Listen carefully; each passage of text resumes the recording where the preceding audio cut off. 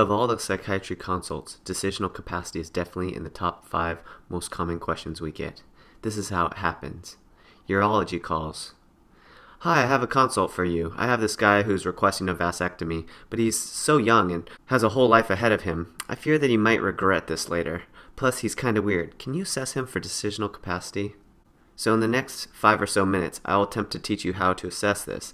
I'll start off by defining exactly what decisional capacity is and is not. I'll move on to the 4 criteria that must be met to have decisional capacity, and lastly, I'll give an example of decisional capacity so that I can demonstrate a number of ways to get the necessary information.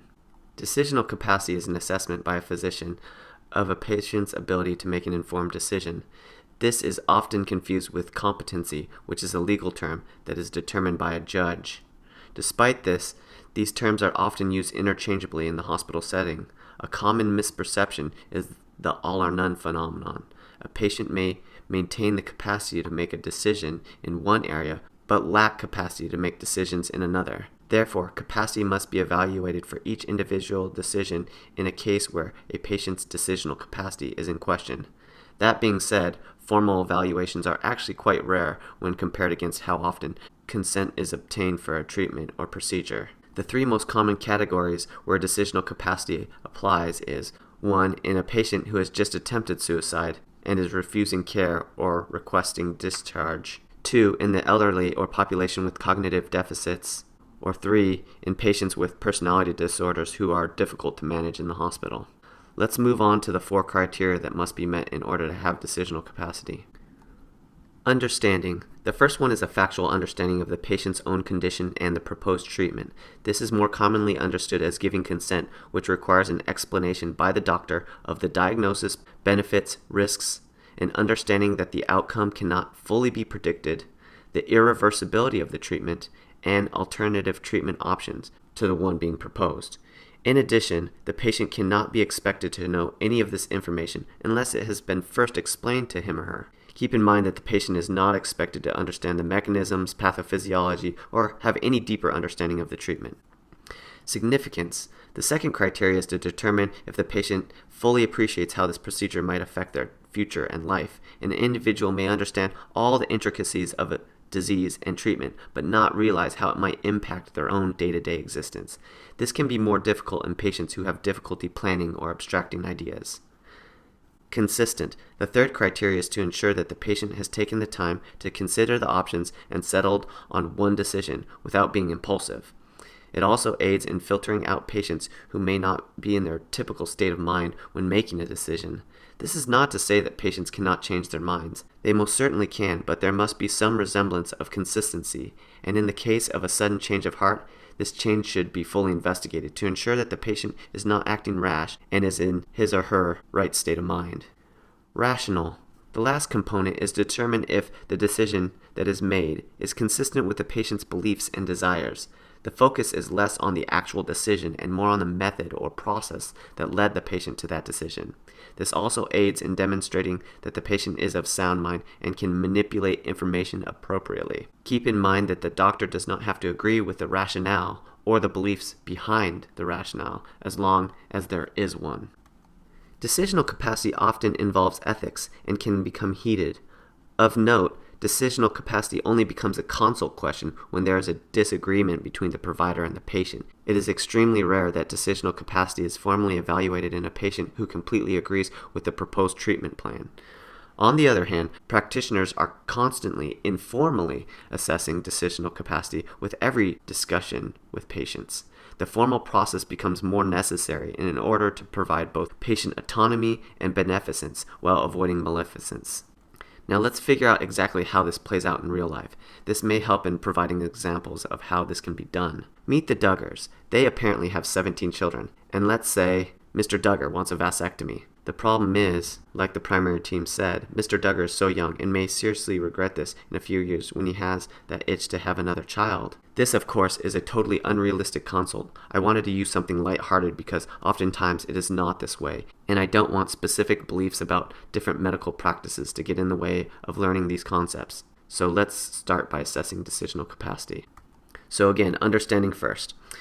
Now take a moment to think about what you might ask Mr. Duggar to assess if he has factual understanding. You can pause the video now to give yourself a chance to think about it. One thing I make sure to ask when the primary team is still on the phone is if they have already explained the procedure and attempted to consent the patient. If you suspect that they may not have given the patient a fair shot, or you feel unable to fully discuss the treatment, it is totally fair to request the primary team to be present when you're assessing decisional capacity.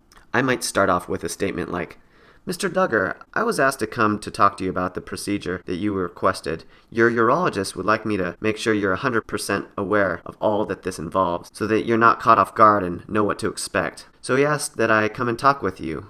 Maybe we can start by you explaining to me what you already know so I don't have to talk about stuff you already know. So you'll want him to talk about all those points listed under consent.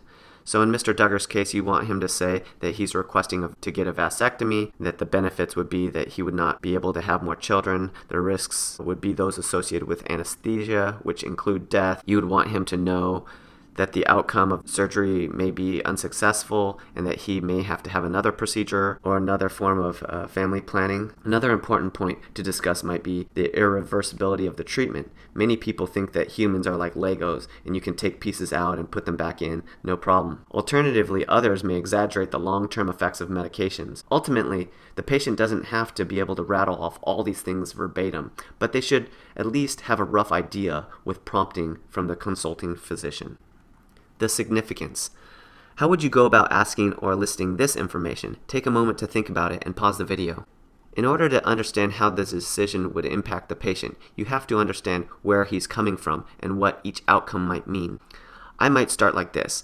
Mr. Duggar, surgery is a serious decision. What in your life brought you to this point? I might follow up his answer with, Mr. Duggar, so if you were to get this procedure, how would it change your life day to day? And I might also ask, Mr. Duggar, what might you do if this procedure were not successful, and how might that change your life? Here you might want him to say, well, Doc, I realized I have 17 children, and I don't want to be 80 and still having to raise children. I guess if the procedure was unsuccessful, I'd discuss using condoms with my wife. Consistency. This one might be a little tricky, but how would you ensure that Mr. Duggar is consistent? Pause the video and come up with something. This is a situation in which having a long-term relationship with a patient is very valuable. If you have permission, it is sometimes worthwhile to discuss these issues with loved ones, especially when the patient suddenly changes his mind. Keep in mind that patients are allowed to change their mind, just not every time you see them, like a patient who is delirious. I might start out like this. Mr. Duggar, you've said on a number of occasions in the past that you never want to stop having children. When did you change your mind?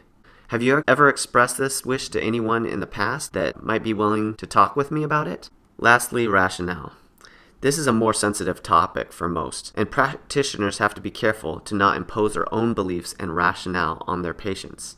How might you demonstrate Mr. Duggar's rationale for getting a vasectomy? Pause the video. Knowing that Mr. Duggar has not believed in birth control in the past, which has resulted in 17 children, you might wonder how his beliefs led him to getting a vasectomy. Again, remember that the focus is the process, not the final decision for rationale.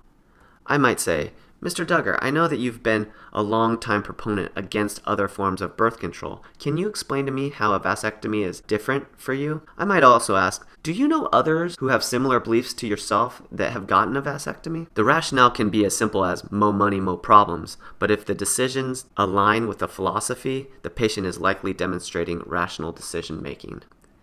Lastly, I would like to highlight some special situations. Because people in nursing facilities and prisons are especially vulnerable and prone to coercion, there is a higher standard and expectation for obtaining consent.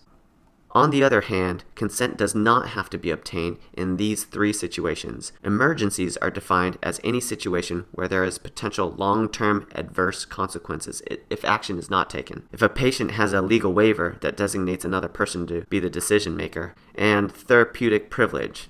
This is a rare situation where the practitioner can forego consent if a practitioner believes that the consenting process would worsen or cause further deterioration to the patient's condition. Keep in mind that when I was talking about these specific situations, I was using the word consent, not capacity, because if somebody cannot be consented, they do not have capacity. Let's quickly review. Feel free to pause the video after each question to give yourself the time to answer. Who can obtain consent?